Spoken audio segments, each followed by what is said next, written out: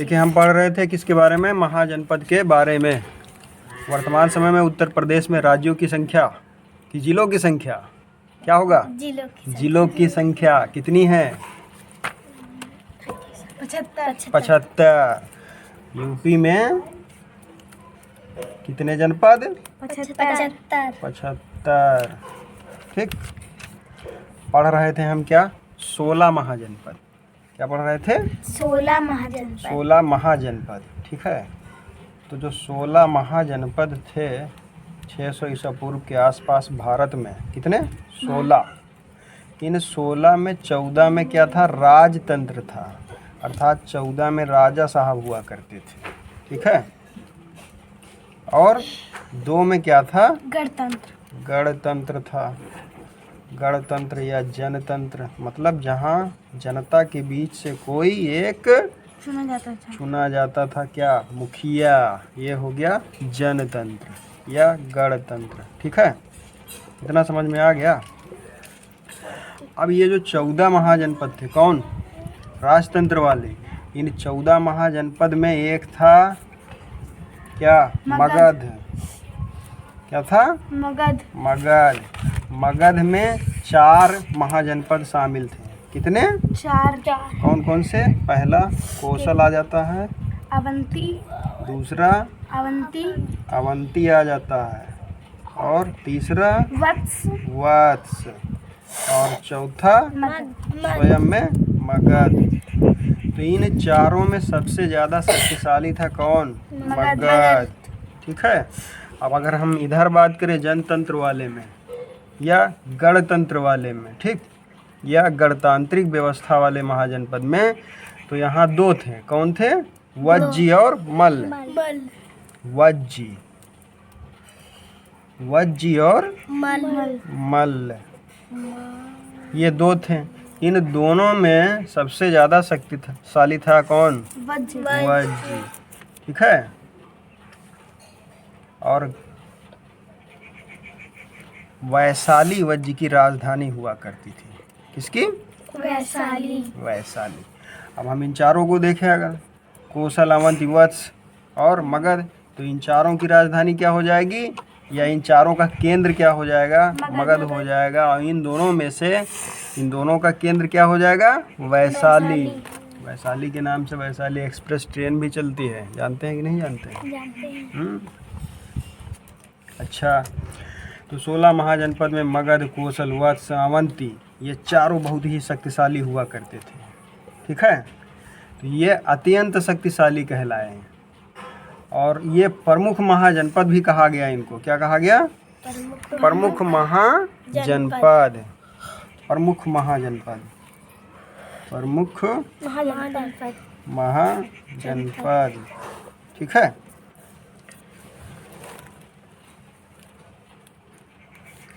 और इन चारों में फिर से देखा जाएगा तो मगध और अवंती, कौन सा, मगध और अवंती। मगध और अवंती ये दोनों बहुत ही महत्वपूर्ण थे। कौन से, मगध और अवंती। इन चारों में मगध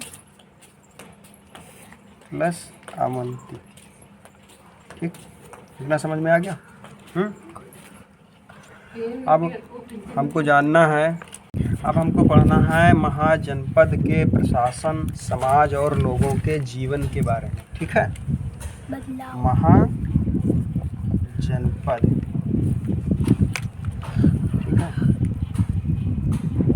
के प्रशासन। प्रशासन का मतलब समझते हैं, उस समय के जो भी अधिकारी हुआ करते थे, समाज को चलाने वाले, कानून व्यवस्था बनाने वाले, समाज और लोगों के जीवन में बदलाव, जीवन में बदलाव। ठीक, लोगों के जीवन में बदलाव, इसके बारे में हमको पढ़ना है। तो चूँकि आप जानते हैं क्या कि महाजनपद काल में कितने महाजनपद, 16।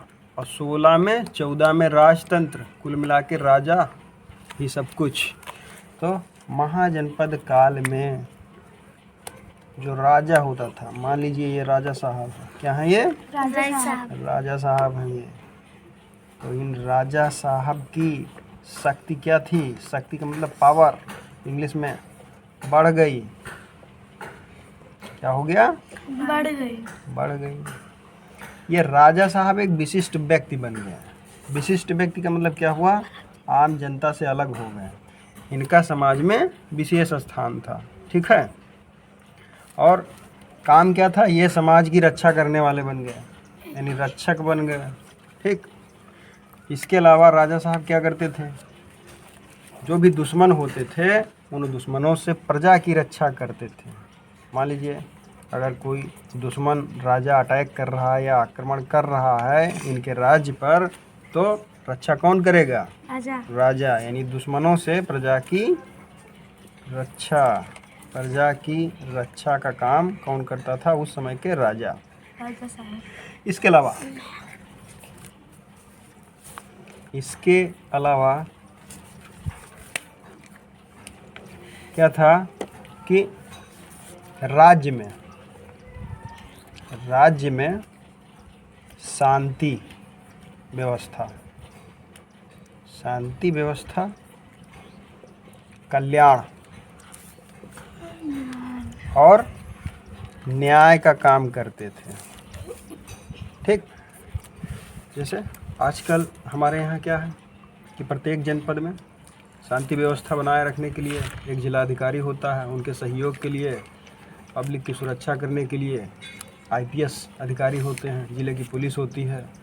और अगर कहीं ढिसुम हो जाए, पेशी मुकदमा चलना शुरू हो जाए, तो न्याय कौन करता है? न्यायिक अधिकारी करते हैं। ठीक है। मतलब जिला न्यायाधीश होते हैं। इसके अलावा अन्य न्यायाधीश भी होते हैं। तो ये सारा काम कौन करता था उसमें? राजा अकेले किया करते थे। ठीक है। कहने का मतलब क्या हुआ कि वर्तमान में हमारे जनपद में 3 लोग हैं। कौन कौन से? 3 लोग। ठीक। एक हमारे DM साहब हो गए, और एक हमारे SP साहब हो गए। ठीक है। और एक हमारे क्या हो गए? न्यायाधीश, जिनका काम है न्याय करना।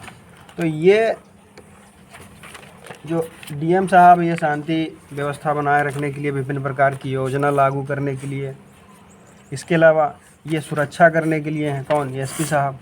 और यदि कोई झगड़ा लड़ाई कर लेता है, मामला कोर्ट में चला जाए, तब न्यायाधीश साहब क्या करते हैं? न्याय का काम करते हैं। लेकिन उस समय महाजनपद काल में क्या था? ये सभी कामों को कौन करता था? राजा अकेले करता था। लेकिन राजा के सहयोग के लिए अधिकारी और कर्मचारी नियुक्त किए जाते थे। क्या होता था? अधिकारी और कर्मचारी नियुक्त किए जाते थे। क्यों? सहयोग के लिए या शासन के कार्य में मदद करने के लिए। अच्छा, राजा बहुत बड़े महत्वाकांक्षी हुआ करते थे। ठीक। जितने भी राजा होते थे, ये राजा साहब लोग क्या करते थे उस समय? अपने राज्य को बढ़ाना चाहते थे। उदाहरण के लिए अगर हम लक्ष्मणपुर में रह रहे हैं और लक्ष्मणपुर का कोई राजा हो, तो लक्ष्मणपुर का राजा क्या चाहेगा कि भगवानपुर में कब्जा कर लिया जाए, मिला लिया जाए अपने लक्ष्मणपुर में भगवानपुर को। क्यों? क्योंकि वहाँ की ज़मीन हमको मिल जाएगी। ठीक है। तो ऐसे ही धीरे धीरे क्या होता था कि राजा लोग क्या करते थे? अपने राज्य का विस्तार करने के लिए लगातार युद्ध किया करते थे। और युद्ध करने के लिए उनको बड़ी बड़ी सेनाएं रखने की आवश्यकता होती थी। ठीक। आज भी हमारे भारत देश में क्या है? सेना है, जल सेना, थल सेना और वायु सेना, भारत की एकता अखंडता को बनाए रखने के लिए। ठीक। इसके अतिरिक्त गृह मंत्रालय के अधीन बहुत सारी पैरा मिलिट्री फोर्स हैं। जैसे हमारे बॉर्डर पे क्या लगी है? SSB। ठीक है। तो राजा ही क्या होता था? सेना का प्रमुख होता था। जबकि वर्तमान समय में क्या है? सेना का प्रमुख अलग अलग होता है, अलग अलग सेना के अलग अलग प्रमुख होते हैं और ये सेना एक मंत्रालय के अधीन काम करती है। उस मंत्रालय का नाम है रक्षा मंत्रालय। ठीक है, कौन सा मंत्रालय? रक्षा मंत्रालय। रक्षा मंत्रालय। इसके अलावा राजा युद्ध में क्या करता था? सेना का संचालन करता था। कहने का मतलब ये हुआ कि अगर कहीं आपस में युद्ध हो रहा है तो राजा साहब क्या करेंगे? संचालन करेंगे, आदेश देंगे, राजा के हिसाब से ही युद्ध लड़ा जाएगा। ठीक। इसके अलावा राजा साहब क्या करते थे? प्रजा से कर वसूलने का काम करते थे। क्या? कर। कर को इंग्लिश में टैक्स कहा जाता है। ठीक है, आय का साधन हुआ करता था उस समय।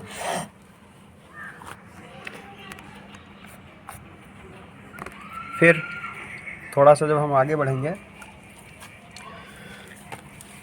वस्तुओं की खरीद और बिक्री रुपए पैसे के द्वारा उस समय होने लगी। किस समय? लगभग 600 ईसा पूर्व में। और बहुत पहले आप पढ़ चुके हैं क्या कि रुपए से कुछ भी नहीं खरीदा जाता था, केवल विनिमय की व्यवस्था थी। क्या थी?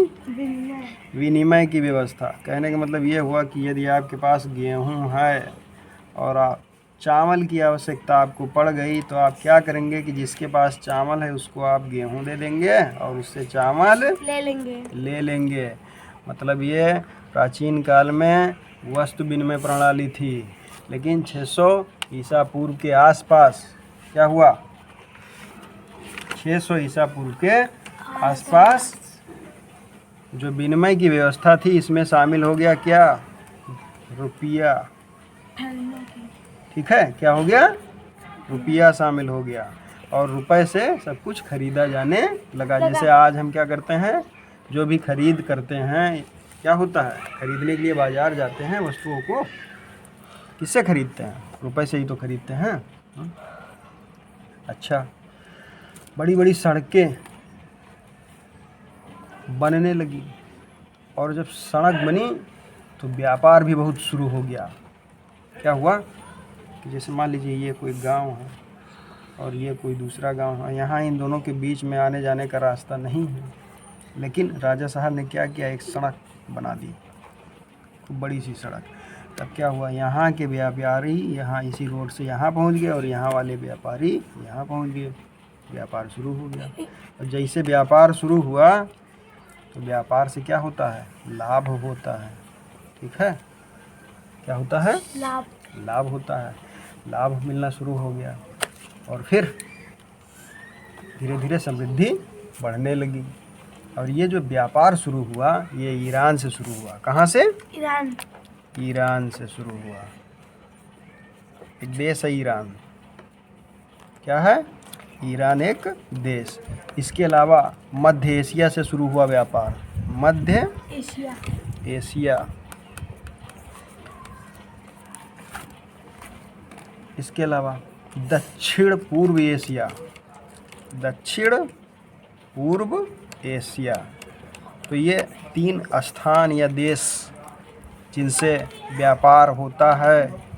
किससे? भारत देश से। ठीक, इतना समझ में आ गया? बड़े बड़े शिल्पकार और व्यापारी आए। शिल्पकार और व्यापारी आए और इन लोगों ने धीरे धीरे क्या बनाया?